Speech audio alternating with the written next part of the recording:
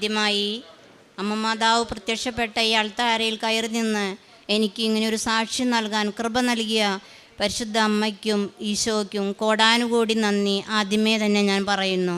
എൻ്റെ പേര് കൊച്ചു ത്രേസ്യ വിൽസൺ. തൃശ്ശൂർ ജില്ലയിൽ ഇരിങ്ങാലക്കുട രൂപതയിൽ കല്ലേറ്റുങ്ങര ഉണ്ണിമിശിഹ ദേവാലയം ഇടവകയിൽ നിന്ന് ഞാൻ വരുന്നു. ഞാൻ ഉടമ്പടിയെടുത്തത് 2022 സെപ്റ്റംബർ 22-നാണ്. ഉടമ്പടി എടുക്കുവാനുണ്ടായ ഒരു കാരണം, എൻ്റെ ഭർത്താവ് കോവിഡ് മൂലം മരണപ്പെട്ടു. 2021 ഏപ്രിൽ 23-നാണ് അദ്ദേഹം പോയത്. അതെനിക്ക് സഹിക്കാവുന്നതിലും അപ്പുറത്തായിരുന്നു. വീട്ടിൽ നിന്ന് നടന്നിറങ്ങിപ്പോയ അദ്ദേഹം പിന്നീട് വീട്ടിലേക്ക് കയറ്റാൻ പൂട്ടിയ അവസരത്തിലായിരുന്നു, അടച്ചു പൂട്ടിയ അവസരമായിരുന്നു. അപ്പോൾ എനിക്ക് ഭയങ്കരമായ ദുഃഖമായിരുന്നു. എൻ്റെ മരുമകൻ ഇവിടെ കൊണ്ടുവന്ന് എന്നെ ഉടമ്പടി അടുപ്പിച്ചു. അതിൽ നിന്ന് പതിയെ ഞാൻ വിമോചിതയായി. കുറേയൊക്കെ കരയും. പിന്നീട് പെട്ടെന്ന് എനിക്ക് അതിൽ നിന്ന് മോചനം നൽകി. മാതാവ് എൻ്റെ കൂടെ എപ്പോഴും, ഈശോയും എൻ്റെ കൂടെയുണ്ടെന്നുള്ളൊരു ബോധ്യം എനിക്കുണ്ടായി. അങ്ങനെ ഭർത്താവിൻ്റെ വിയോഗം ആ ദുഃഖം എന്നിൽ നിന്ന് എടുത്തെടുത്ത് പതിയെ കളഞ്ഞു. അത് ഏറ്റവും വലിയൊരു അനുഗ്രഹമാണ്. അല്ലെങ്കിൽ എന്നും ഞാനിങ്ങനെ കരഞ്ഞുകൊണ്ടിരുന്നേനെ. ഞാൻ ഈ അമ്മ മാതാവിൻ്റെ സന്നിധിയിൽ വന്നിരുന്നില്ല എങ്കിൽ. പിന്നീട് ഞങ്ങളെ ഒരു 6.25 സെൻറ്റ് സ്ഥലവും ഒരു ഓടിട്ട വീടുമാണ് എനിക്ക് ആകെയുള്ളൊരു സമ്പാദ്യം. 3 പെൺമക്കളും. മൂത്ത മോള് വിവാഹം കഴിച്ചയച്ചു. ഇനി താഴെ 2 പേരുണ്ട്. ഇത് ഇളയ മകളാണ്. അങ്ങനെ ഇരിക്കുമ്പോൾ എന്നും കടമായിരുന്നു. സൊസൈറ്റിയിൽ, കോഓപ്പറേറ്റീവ് ബാങ്കിൽ ഞങ്ങളുടെ ആധാരം എന്നും പണയമായിരുന്നു. പിന്നെ ഭർത്താവിൻ്റെ വിയോഗവും അങ്ങനെ അടയ്ക്കാൻ പറ്റാതെ കോവിഡ് സമയവും ആയതുകൊണ്ട് അങ്ങനെ 4 വർഷത്തോളം ലോൺ അവിടെ മുടങ്ങിക്കിടന്ന് പിഴയും പലിശ എല്ലാനുമായി പലിശ കൂടി വന്ന് 18 ലക്ഷത്തോളം രൂപ കടമായി വന്നു. ഒരു നിവൃത്തിയില്ല അടയ്ക്കാൻ. ഞാനിവിടെ ഇടയ്ക്കിട്ട് ഞാൻ ഓരോ കാര്യങ്ങൾക്ക് ഓടി വരെ. എനിക്കറിയാം, അച്ഛൻ്റെ ടോക്കുകളെല്ലാം കേൾക്കുമ്പോൾ എനിക്കൊരു സ്വാന്തനമായിരുന്നു. അപ്പോൾ ഞാൻ എന്തെങ്കിലും ഒരു ഉപാധി എനിക്ക് അമ്മ മാതാവ് വഴി അച്ഛനിലൂടെ എനിക്ക് കിട്ടും എന്ന് ഞാൻ ഉറച്ചു വിശ്വസിച്ച് ഞങ്ങൾ 6ാമത്തെ പുതുക്കലിൽ എൻ്റെ മക്കൾക്ക് 3 പേർക്കും എനിക്കും ബാങ്കിൽ നിന്ന് ജപ്തി നോട്ടീസിന് മുന്നോടിയായ ഒരു നോട്ടീസ് വരികയാണ്. 4 ലക്ഷത്തോളം രൂപ ഉടനെ 7 ദിവസത്തിനുള്ളിൽ അടയ്ക്കണമെന്ന് പറഞ്ഞു. ഒരു രക്ഷയുമില്ല. ഞാൻ മക്കളെ വിളിച്ചറിയിച്ചപ്പോൾ ഒന്നും ചെയ്യാനില്ല അമ്മയെന്ന് പറഞ്ഞു. ഒന്നും ചെയ്യാൻ പറ്റാത്തൊരവസ്ഥയാണല്ലോ എന്ന് പറഞ്ഞു. ഞാൻ ഓടി ഇവിടെ വന്ന് ഞാൻ മാതാവിൻ്റെ അടുത്ത് വന്ന് പ്രാർത്ഥിച്ച് അതിനുശേഷം ഞാൻ ടോക്കൺ എനിക്ക് ബ്രദർമാരോട് പറഞ്ഞ് എനിക്ക് കിട്ടി. അച്ഛനെ കണ്ടു. കരച്ചിലോട് കരച്ചിൽ. അച്ഛൻ പറഞ്ഞു, നീ ഇവിടെ കരയാനാണോ വന്നിരിക്കുന്നത് എന്ന് ദേഷ്യപ്പെട്ട് ചോദിച്ചു. അപ്പം തന്നെ എൻ്റെ കരച്ചിൽ നിർത്തി. ഞാൻ എൻ്റെ നിറകയിൽ അച്ഛൻ കുരിശ് വെച്ച് പ്രാർത്ഥിച്ചു.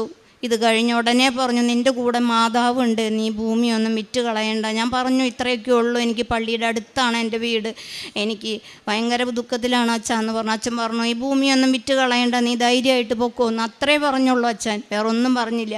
ഞാൻ രാത്രി 9 മണിയായി എൻ്റെ ഭവനത്തിലെത്തിയപ്പോൾ. ഞാൻ കഴിഞ്ഞ് ഒരു 11 മണിയായപ്പോൾ മെസ്സേജ് വിട്ടേക്കണം എൻ്റെ മോള്, അമ്മേ 4 ലക്ഷം രൂപ ഞാൻ ലോണൊക്കെ പെട്ടെന്ന് ശരിയായി, ഞാൻ നാളെ കോഓപ്പറേറ്റീവ് ബാങ്കിലേക്ക് അയക്കുന്നുണ്ടെന്ന് പറഞ്ഞു. പിന്നെ ഒരു 2 ലക്ഷം രൂപ ഈ മോളുടെ ഒരു കൂട്ടുകാരി വഴിയായിട്ട് പലിശയില്ലാതെ അവൾക്കും കൊടുത്തു. ഉണ്ടാവുമ്പോൾ കൊടുത്താൽ മതി എന്ന് പറഞ്ഞു. അങ്ങനെ പിന്നീട് ഒരു 2 ലക്ഷം കൂടി അയച്ചു. അങ്ങനെ 8 ലക്ഷം രൂപ തൽക്കാലത്തേക്കുള്ള ആശ്വാസത്തിന് ഞാൻ ഉടനെ പിറ്റേ ദിവസം 2 ദിവസത്തിനുള്ളിൽ ബാങ്കിൽ അത് തീർത്തു. അങ്ങനെ പിന്നെ 10 ലക്ഷം രൂപയാണ് ഞങ്ങൾക്ക് ഉണ്ടായിരുന്നത്. അതെൻ്റെ മോൾ അവിടെ നിന്ന് പുറത്തുനിന്ന് വന്ന് 3 പേരുടെയും കൂടി പേരിൽ, അപ്പച്ചൻ്റെ പേരിലുള്ള ഇത് ആധാരം കിടന്നായിരുന്നല്ലോ, അതൊക്കെ മാറ്റി 3 പേരുടെ പേരിലാക്കി ലോൺ വീണ്ടും പുതുക്കി വെച്ച് ഇപ്പോൾ ഈ 8ാമത്തെ ഉടമ്പടി പുതുക്കലിനോടുകൂടി എൻ്റെ അമ്മ മാതാവ് മാത്രം, ഈശോയും കൂടി ചേർന്ന് അമ്മയും മകനും കൂടി എൻ്റെ ഈ കടം, എന്നും കടമായിരുന്നു. എൻ്റെ ഭർത്താവ് ചോദിക്കും, എടി നമുക്ക് ഒരു രാത്രി നമ്മുടെ ആധാരം വീട്ടിൽ കൊണ്ടുവച്ചിട്ട് നമുക്ക് കിടന്നുറങ്ങാൻ പറ്റുമോ? അത് ദൈവം സഹായിച്ചു തരും ചേട്ടാ, സമാധാനപ്പെടുക. അങ്ങനെ ഇരിക്കുകയാണ് ഇദ്ദേഹത്തിൻ്റെ മരണം. അപ്പോൾ അത്രത്തോളം വിഷമങ്ങളിലായിരുന്നു. അങ്ങനെ ഈ ലോൺ അവളത് മാസാമാസം അടച്ച് ഇപ്പോൾ മൊത്തം സംഖ്യ അടച്ച് അവൾക്ക് നല്ലൊരു ഉയർന്ന ജോലി കൊടുത്ത് അങ്ങനെ ആ സംഖ്യ ഫുള്ളും 18 ലക്ഷം രൂപയും അടച്ചു തീർത്തു. ഇനി ഒരു ബാധ്യതയും ഞങ്ങൾക്കില്ല. സമാധാനമാണ്. കടം എന്നുള്ളൊരു സംഭവം ഞങ്ങൾക്കില്ല ഇനി. അങ്ങനെ എനിക്കെങ്കിലും ഒരു സമാധാനത്തോടെ ഇരിക്കാനുള്ള അനുഗ്രഹം മാതാവ് ഈശോയും എനിക്ക് നൽകി. പിന്നെ എനിക്ക് ഇങ്ങനെ ഞാനൊരു 5ാമത്തെ ഉടമ്പടി പുതുക്കിയ സമയത്തായിരുന്നു എനിക്കൊരു അപകടമുണ്ടായി. ഞാൻ കുരട്ടി എപ്പോഴും ഞാൻ അങ്ങാടി പോകുമ്പോഴും കടയിൽ പോകുമ്പോഴൊക്കെ എൻ്റെ അമ്മ മാതാവ് എൻ്റെ ബാഗിൻ്റെ ഉൾക്കള്ളിയിൽ ഞാൻ ഇടും, എവിടെ പോകുമ്പോഴും ഉണ്ടാവും. അപ്പം ഞാൻ അതും ഒരു പത്രം എൻ്റെ കയ്യിലുണ്ടായിരുന്നു. ഞാൻ അങ്ങനെ കുരട്ടിയിൽ എൻ്റെ വീട്ടിൽ എൻ്റെ അമ്മയെ കാണാൻ പോവുകയായിരുന്നു. കുരട്ടി ഹൈവേയിൽ വെച്ച് ഞാൻ അവിടെ നിന്ന് മുറിഞ്ഞു കടന്നതാണ്. ഞാൻ അപ്പുറത്ത് കുരട്ടി പള്ളിയിൽ അവിടേക്കുള്ള ബസ് കിട്ടി, അവിടെ നിന്ന് മുറിഞ്ഞു കടന്ന് അവിടെ നിന്ന് സിഗ്നൽ തുറന്ന വഴി ഈ വണ്ടികൾ മുഴുവനും പിന്നിക്കൂടെ വന്നു. ഞാൻ റൈറ്റ് സൈഡിൽ കൂടെ തന്നെയാണ് നടന്നത്. എല്ലാവരും പറഞ്ഞു. എൻ്റെ പിന്നിൽ വന്ന് ഒരു ബൈക്ക് ഇടിച്ച് വട്ടം കറങ്ങി. ഇത്രയും ആരോഗ്യം കുറഞ്ഞ എനിക്ക് അറിയാമല്ലോ എല്ലാവർക്കും. അങ്ങനെ ഞാൻ ആ വട്ടം കറങ്ങി ഇങ്ങോട്ട് നിന്നു ബൈക്ക് ഇടിച്ചിട്ട്. എൻ്റെ ചെരുവിരലിൽ കൂടി ബൈക്ക് കയറി. ആ വിരലിൻ്റെ കുറച്ച് തൊലി പോയി. വേറെ ഒന്നും ഞാൻ ചെയ്തില്ല. വീണെങ്കിൽ എൻ്റെ മുതുകിൽ കൂടി എല്ലാവരും പറഞ്ഞു ബൈക്ക് കയറി ഇറങ്ങിയനെന്ന് പറഞ്ഞു. എന്നെ അങ്ങനെ അത്ഭുതകരമായി മാതാവ് രക്ഷപ്പെടുത്തി. എനിക്ക് ഒന്നും പറ്റിയില്ല. ഞാൻ അങ്ങനെ തന്നെ എൻ്റെ അമ്മയുടെ അടുത്ത് പോയി തിരിച്ച് ഞാൻ വീട്ടിലേക്ക് എത്തിച്ചേർന്നു വൈകുന്നേരമായപ്പോൾ. അങ്ങനെ ഇത്രയും വലിയ അനുഗ്രഹങ്ങൾ എൻ്റെ അമ്മ എനിക്ക് തന്നിട്ടുണ്ട്. എൻ്റെ പേര് റൈമി. ഞാനൊരു അധ്യാപികയാണ്. കോളേജിലാണ് വർക്ക് ചെയ്യുന്നത്. അപ്പോൾ സാധാരണ ടീച്ചേഴ്സായിട്ടുള്ളവർക്കറിയാം, നമുക്ക് കേരളത്തിൽ ലഭിക്കുന്ന പ്രൈവറ്റ് ആയിട്ടുള്ള സ്ഥാപനങ്ങളിൽ വർക്ക് ചെയ്യുവാണെങ്കിൽ തുച്ഛമായ ശമ്പളമാണ്. അപ്പോൾ ഞങ്ങൾ ഓൾറെഡി ഒരു പാവപ്പെട്ട വീട്ടിൽ നിന്നായതുകൊണ്ട് EMI അടയ്ക്കാനും ബാക്കി കാര്യങ്ങൾക്കും എൻ്റെ കാര്യങ്ങൾ സ്വന്തമായിട്ടുള്ള ആ ഒരു ശമ്പളത്തിൽ നിന്ന് തന്നെയാണ് ചെയ്യാറ്. അപ്പോൾ ആ ഒരു ബുദ്ധിമുട്ട് വന്നപ്പോൾ ഞാൻ ഉടമ്പടി എടുത്തായിരുന്നത് കഴിഞ്ഞ വർഷമാണ്. ഇപ്പോൾ 2 പുതുക്കൽ കഴിഞ്ഞായിരുന്നു. അപ്പോൾ എനിക്ക് ആ ഒരു ബുദ്ധിമുട്ട് വന്നപ്പോൾ ഞാൻ കോളേജിൽ വർക്ക് ചെയ്തുകൊണ്ടിരുന്ന സമയത്ത് തന്നെ ഞാൻ മാതാവിനോട് പ്രാർത്ഥിച്ചു, മാതാവേ, അമ്മയ്ക്ക് എനിക്കൊരു നല്ലൊരു ജോലി തരണം എന്ന ആഗ്രഹം ഉണ്ടെങ്കിൽ ഇപ്പം ഞാൻ ഗൂഗിളിൽ സെർച്ച് ചെയ്യാൻ പോവാണ്. എൻ്റെ മനസ്സിൽ വന്നത് ചെന്നൈ എന്നാണ്. ചെന്നൈയിൽ ഞാൻ ഏറ്റവും ടോപ്പ് സ്കൂളായിട്ടുള്ള എനിക്ക് 2 സ്കൂൾ കാണിച്ചു തരണം. ആ 2 സ്കൂളിലേക്കാണ് ഞാൻ CV അയക്കുള്ളൂ. അങ്ങനെ പറഞ്ഞ് ഞാൻ സെർച്ച് ചെയ്തപ്പോൾ ടോപ്പ് മോസ്റ്റ് സ്കൂൾസ് ആയിട്ടുള്ള 2 ഇൻ്റർനാഷണൽ സ്കൂൾസിൻ്റെ പേര് വന്നു. സോ ഞാൻ അതിലേക്ക് 2ലേക്കും കവർ ലെറ്റർ അടക്കം ഞാൻ അയച്ചു. അപ്പോൾ അവിടുത്തെ കോളേജിലെ കമ്പ്യൂട്ടർ ലാബിൽ ഇരുന്നിട്ടാണ് ഞാനിത് ചെയ്യുന്നത്. എൻ്റെ കൂടെയുള്ള കൊളീഗ്സിനോടൊന്നും ഞാനിത് പറഞ്ഞിട്ടില്ല. ഞാൻ അയച്ചു. കറക്റ്റ് 2 ദിവസം കഴിഞ്ഞപ്പോൾ അതിൽ നിന്ന് ഒരു സ്കൂളിൽ നിന്ന് എന്നെ വിളിച്ചു, ഇൻ്റർവ്യൂവിന് വരണമെന്ന് പറഞ്ഞു. അപ്പോഴും ഞാൻ ആലോചിക്കുന്നത് ഞങ്ങൾക്ക് ആ ഒരു ട്രാവലിംഗ് എക്സ്പെൻസ് വരും. അപ്പോഴും ഞാൻ അവരോട് ചോദിച്ചു, മാം, ഓൺലൈനായിട്ട് കണ്ടക്ട് ചെയ്യുവാണേ it will be easier for me. കാരണം ബാക്കി കൂടുതൽ എക്സ്പെൻസുകളൊക്കെ നമുക്ക് കുറയ്ക്കാം ജോലി. എന്നിട്ട് ഞാൻ സെലക്റ്റഡ് ആവുകയാണെങ്കിൽ ഞാൻ ഓഫ്ലൈനായിട്ട് വന്നാൽ പോരെയെന്ന് ചോദിച്ചാൽ അവർ പറഞ്ഞില്ല, ഓൺലൈൻ ഒട്ടും നടക്കില്ല, ഓഫ്ലൈനായിട്ട് തന്നെ എത്തണം എന്ന് പറഞ്ഞു. അവർ പറഞ്ഞു നിങ്ങൾക്ക് ഡേറ്റ് ചൂസ് ചെയ്യാമെന്ന് പറഞ്ഞു. ഞാൻ അപ്പോഴും അമ്മേൻ്റെ അടുത്ത് ഞാൻ പറഞ്ഞിട്ടുണ്ടായിരുന്നില്ല, എൻ്റെ സ്വന്തം അമ്മേൻ്റെ അടുത്ത് ഞാൻ പറഞ്ഞിട്ടില്ല. വീട്ടിലെത്തി ബൈബിള് ഞാൻ തുറന്നു വായിച്ചു. അപ്പോഴാണ് എന്തായാലും മുന്നോട്ട് പ്രൊസീഡ് ചെയ്തോ എന്നുള്ള രീതിക്കുള്ളൊരു പോർഷനാണ് എനിക്ക് കിട്ടിയത്. അപ്പോൾ ഞാൻ അമ്മേൻ്റെ അടുത്ത് പറഞ്ഞു, അമ്മ ഇങ്ങനെ ഒരു ഇൻ്റർവ്യൂ ഉണ്ട്, എന്താ ചെയ്യേണ്ടതെന്ന് ചോദിച്ചു. അമ്മ പറഞ്ഞു, ഓൾറെഡി ഞാനിങ്ങനെ പുറത്തൊക്കെ ഇൻ്റർവ്യൂവിന് പോയിട്ടുള്ളതാണ്, അതേപോലെ തിരിച്ച് വന്നിട്ടുമുണ്ട്. അപ്പോൾ ഇനിയും നമ്മൾ പൈസ കളയണോ മോളെ എന്നാണ് ചോദിച്ചത്. അപ്പോൾ ഞാൻ പറഞ്ഞു എന്തായാലും പോയി നോക്കാം എന്ന് പറഞ്ഞുകൊണ്ട് അവരുടെ അടുത്ത് ഒരു ഫ്രൈഡേ പറഞ്ഞു. കാരണം അപ്പോഴും ഞാൻ ആലോചിക്കുന്നത് തേഴ്സ്ഡേ ആണ് അവർ പറഞ്ഞത്. തേഴ്സ്ഡേ പറഞ്ഞാൽ എൻ്റെ 2 ദിവസത്തെ ലീവ് പോവും, ലോസ് ഓഫ് പേ ആവും, അത്രയും ക്യാഷ് കളയണ്ട. ഫ്രൈഡേ പറഞ്ഞ് തേഴ്സ്ഡേ ഞാൻ കോളേജിൽ പോയി. വൈകിട്ട് സ്ലീപ്പർ ബസ്സിന് ടിക്കറ്റ് എടുത്ത് ഞാൻ അവിടെ റിപ്പോർട്ട് ചെയ്യാണ്. ഫ്രൈഡേ മോർണിംഗ് റിപ്പോർട്ട് ചെയ്യാണ്. റിപ്പോർട്ട് ചെയ്തപ്പോൾ എനിക്ക് ശരിക്കും സ്കൂളിൽ 1 ഇയർ എക്സ്പീരിയൻസ് ഉള്ളൂ. അവർ പറഞ്ഞിരിക്കുന്ന condition 3.5 year of minimum experience ആണ്. അപ്പോൾ ഞാൻ മെറിറ്റിൻ്റെ ബേസിസിൽ എനിക്കൊന്നും കിട്ടാനില്ല. എങ്കിലും ഞാൻ വിചാരിച്ചേ അവർ തരുന്ന ഒരു ഫോം ഫില്ല് ചെയ്യുമ്പോൾ എൻ്റെ കോളേജ് ലെവൽ എക്സ്പീരിയൻസ് 2.5 ഉണ്ട്, അപ്പോൾ ടോട്ടൽ 3.5 ആവുമല്ലോ എന്ന് വിചാരിച്ചിട്ടാണ് അങ്ങോട്ട് ചെന്നത്. അവിടെ ചെന്നപ്പോൾ അവർ സ്കൂൾ എക്സ്പീരിയൻസ് മാത്രമാണ് ചോദിക്കുന്നത്. അപ്പോൾ തന്നെ എൻ്റെ കോൺഫിഡൻസ് പകുതി പോയി. അപ്പോഴും ഞാൻ എൻ്റെ മാതാവിൻ്റെ കാശ് രൂപം ഞാനൊരു ചെപ്പിയിലാക്കി വെച്ചേക്കുന്നത്. അത് എൻ്റെ എല്ലാ ഒറിജിനൽ സർട്ടിഫിക്കറ്റ്സിൻ്റെയും ഫയലിൻ്റെ ഉള്ളിലാണ് വെച്ചേക്കുന്നത്. അപ്പോൾ തന്നെ ഞാനിത് ഫില്ല് ചെയ്ത് കൊടുത്തപ്പോൾ അവർ അങ്ങോട്ടും ഇങ്ങോട്ടും തമിഴിലാണ് സംസാരിക്കുന്നത്, പക്ഷെ നമുക്കത് റെക്കഗ്നൈസ് ചെയ്യാം. ഒട്ടും മെറിറ്റ് ഇല്ലാത്ത, ഒട്ടും ക്വാളിഫൈഡ് അല്ലാത്തൊരു കുട്ടീനെ ആരാണ് കേരളത്തിൽ നിന്ന് ഇൻ്റർവ്യൂവിന് വിളിച്ചത് എന്നാണ് അവർ സംസാരിച്ചുകൊണ്ടിരിക്കുന്നത്. അപ്പോൾ തന്നെ ഞാൻ അമ്മയുടെ അടുത്ത് പറഞ്ഞു, അമ്മ എൻ്റെ ഫുൾ കോൺഫിഡൻസ് പോവാണ്, എനിക്ക് ഇൻ്റർവ്യൂ പോകേണ്ട മുന്നിൽ പെർഫോം ചെയ്യാൻ പറ്റുമോ എനിക്ക് അറിയില്ല. അപ്പോൾ അമ്മ പറഞ്ഞു, ഞാൻ ബൈബിൾ ഇരുന്ന് വായിക്കാൻ പോവാണ്, നീ കയറിക്കോ. അപ്പം എൻ്റെ പ്രതീക്ഷ അവരെന്നെ വിളിക്കില്ല എന്ന് തന്നെയാണ്. പക്ഷേ അവരെന്നെ വിളിച്ചു. ഒരു 4 പേരുണ്ടായിരുന്നു, 3 സാറുമാരും ഒരു ടീച്ചറും. അവർ ഫസ്റ്റ് തന്നെ ചോദിച്ചു, ഇൻട്രൊഡക്ഷൻ ചോദിച്ചു. അപ്പോൾ തന്നെ ഞാൻ പറഞ്ഞു, ഫസ്റ്റ് തന്നെ എനിക്ക് പറയാനുണ്ട് 2.5 ഇയർ ഓഫ് എക്സ്പീരിയൻസ് കോളേജിലാണ്, 1 ഇയർ എനിക്ക് സ്കൂളിലുള്ളൂ. അപ്പം തന്നെ അവരുടെ മുഖം മാറി. അവരെന്നോട് ക്ലാസ് എടുക്കാൻ പറഞ്ഞു. ക്ലാസ് ഞാൻ എടുത്തു. എനിക്കറിയില്ല, എൻ്റെ മാതാവിൻ്റെ ആ ഒരു കാശുരൂപം ആ ടേബിൾമ വെച്ചോണ്ടാവണം അവർക്ക് എൻ്റെ ക്ലാസ് ഇഷ്ടപ്പെട്ടു. അവർ ചോദിച്ച ക്വസ്റ്റ്യൻസ് 3 ക്വസ്റ്റ്യൻസാണ് ചോദിച്ചത്. അതിൽ 2 എണ്ണമാണ് ഞാൻ കറക്റ്റ് ആൻസർ പറഞ്ഞത്. ഒരെണ്ണം എനിക്ക് അറിയില്ല. അത് ഞാൻ മുഖത്ത് നോക്കി തന്നെ പറഞ്ഞു, മാം ഐ ഡോണ്ട് നോ എന്ന് പറഞ്ഞു. അപ്പോൾ സാധാരണ നമ്മളൊരു ഇൻ്റർവ്യൂ ബോർഡിന് നമ്മൾ ഇഷ്ടപ്പെട്ടില്ലെങ്കിൽ അവരത് നെഗ്ലക്റ്റ് ചെയ്യും. പക്ഷേ അവിടുത്തെ സാറുമാർ എനിക്കത് പറഞ്ഞ് മനസ്സിലാക്കി തന്നു. അപ്പോഴേ എനിക്ക് മനസ്സിലായി മാതാവ് ഇടപെടുന്നുണ്ട്. പിന്നെ അവർ പറഞ്ഞു +1 +2 എടുപ്പിക്കാനായിട്ട് എനിക്ക് എക്സ്പീരിയൻസ് ഇല്ല, സോ 10th തരട്ടെ മോൾക്ക് എന്ന് ചോദിച്ചു. അപ്പോൾ ഞാൻ പറഞ്ഞു എനിക്ക് കുഴപ്പമില്ല. അപ്പോൾ ഒരു 5 മിനിറ്റ് ക്ലാസ് ഒന്ന് പ്രിപ്പയർ ചെയ്യാമോ എന്ന് ചോദിച്ചു. അപ്പോഴും ഞാൻ ആ ക്ലാസ് പ്രിപ്പയർ ചെയ്തിട്ടല്ല ഞാൻ ആ ഇൻ്റർവ്യൂവിന് പോയിട്ടുള്ളത്. ഞാൻ പറഞ്ഞു മാം നിങ്ങളൊരു ടെക്സ്റ്റ് ബുക്ക് തരികയാണേ 5 or 6 മിനിറ്റിൽ ഞാൻ പ്രിപ്പയർ ചെയ്തോളാം, ഞാൻ എടുത്തോളാം എന്ന് പറഞ്ഞു. അപ്പോഴും എനിക്ക് പ്രതീക്ഷയില്ല. ബട്ട് അവരെന്നെ ക്ലാസ്സിലേക്ക് കൊണ്ടുപോയി സ്റ്റുഡൻസിനെ മുന്നിൽ വെച്ച് ക്ലാസ് എടുത്തു. അപ്പോഴും ഞാൻ എൻ്റെ ഫയലും കൊണ്ടാണ് ക്ലാസ്സിലോട്ട് പോയത്. ടെക്സ്റ്റ് മാത്രം കയറ്റിയാൽ മതി എന്ന് പറഞ്ഞ ക്ലാസ്സിൽ, കാരണം ഫയലിൻ്റെ ഉള്ളിൽ എൻ്റെ മാതാവുണ്ട്. മാതാവിനെയും കയറ്റിയിട്ടാണ് ഞാൻ ടേബിളിൽ വെച്ചു, ചോക്ക് എടുത്തു, ക്ലാസ് എടുത്തു. അവർ ലാസ്റ്റ് മിനിറ്റിൽ അവിടെ വെയിറ്റ് ചെയ്യാൻ പറഞ്ഞു. എൻ്റെ കൂടെ 5-6 പേരുണ്ടായിരുന്നു. അവരെ ക്ലാസ് എടുപ്പിച്ചില്ല, പൊക്കോളാൻ പറഞ്ഞു. എനിക്ക് അപ്പം തന്നെ വിഷമവും സന്തോഷവും എല്ലാം കൂടി വരുന്നുണ്ട്. അത്രയും നല്ലൊരു ഓപ്പർച്യൂണിറ്റിയാണ് എനിക്ക് കിട്ടിയത്. ഹയസ്റ്റ് സാലറിയാണ് ഞാൻ പ്രതീക്ഷ അത്രയും സാലറി എനിക്ക് കിട്ടി. ഈ മന്ത് ലാസ്റ്റ് എന്നോട് ജോയിൻ ചെയ്യാൻ പറഞ്ഞേക്കാണ്. മാതാവിനും ഈശോയ്ക്കും ഒരുപാട് നന്ദി. ഉടമ്പടി ജീവിതം ഞാൻ വളരെയധികം സൂക്ഷ്മതയോടുകൂടിയ തന്നെയാണ് ഞാൻ നീങ്ങിപ്പോകുന്നത്.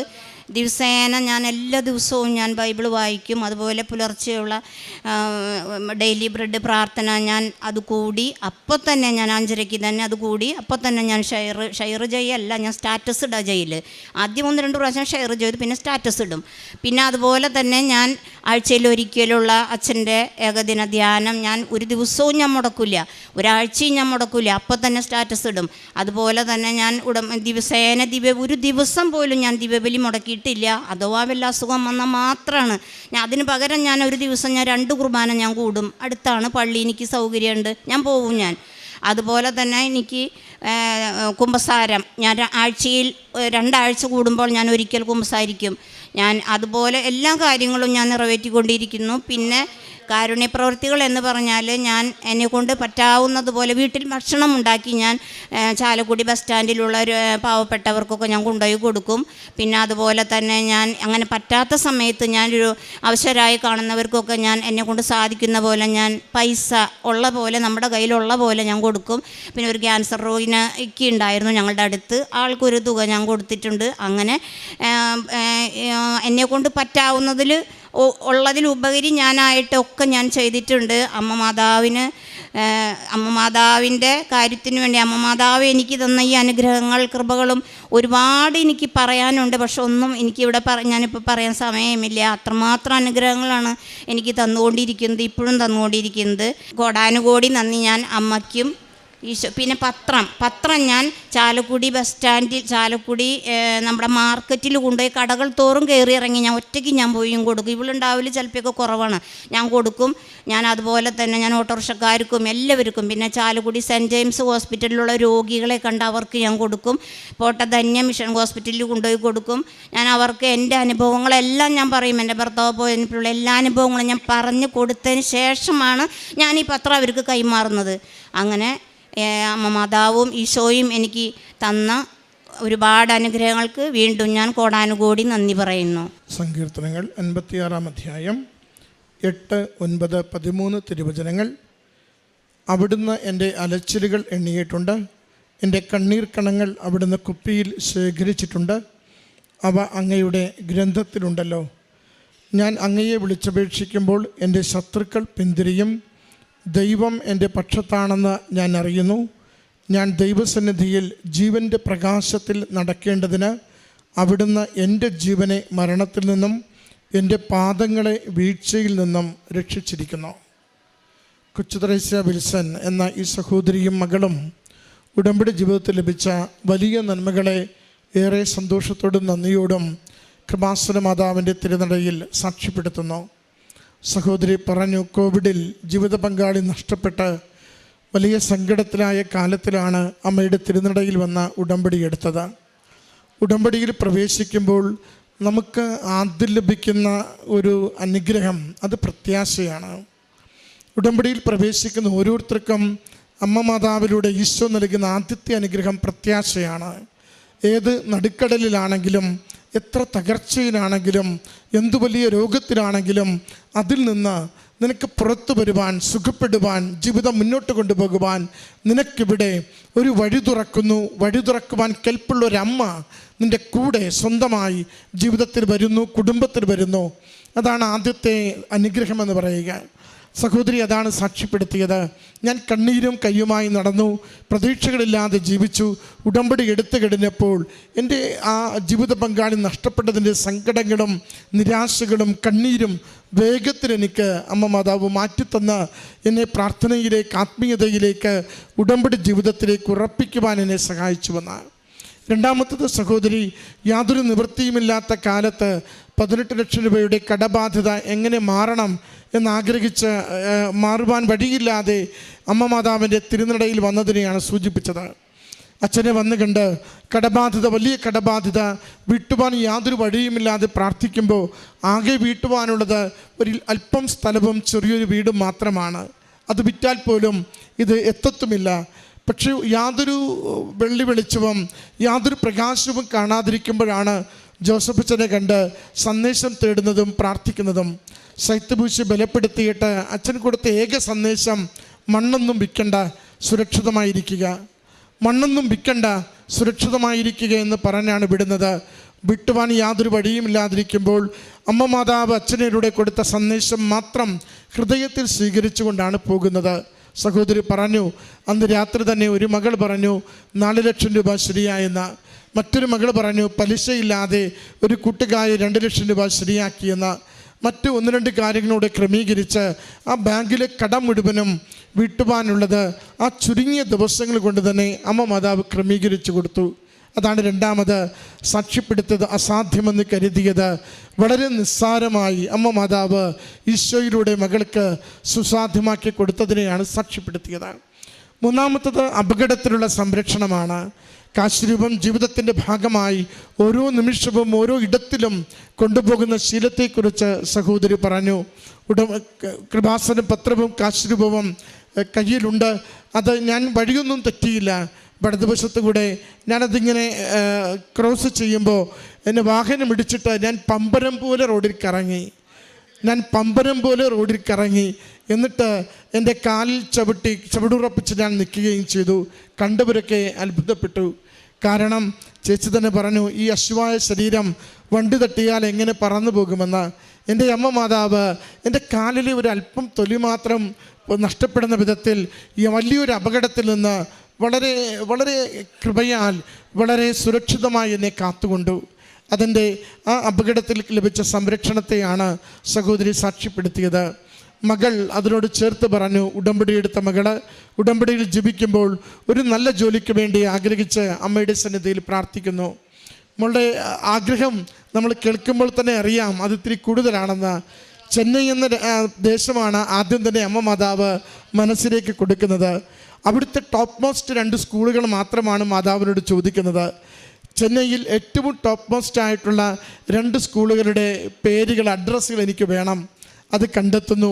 ആ 2 സ്കൂളിലേക്ക് മാത്രം CV അയക്കുന്നു. പക്ഷേ അത് അയക്കുമ്പോൾ അതിനൊരു മെറിറ്റുണ്ട്. അതിൻ്റെ മെറിറ്റ് അമ്മ മാതാവ് ആഗ്രഹിക്കുന്നുവെങ്കിൽ എനിക്കവിടെ ജോലി കിട്ടണം. എനിക്ക് ജോലി കിട്ടണമെന്ന് എൻ്റെ ഇഷ്ടമല്ല, മറിച്ച് അമ്മയുടെ കരങ്ങളിലേക്ക് അമ്മയുടെ ഹിതത്തിന്, ദൈവഹിതത്തിന് ആ നിയോഗത്തെ സമർപ്പിച്ചു എന്നതാണ് ആ നിയോഗത്തിൻ്റെ മെറിറ്റ്.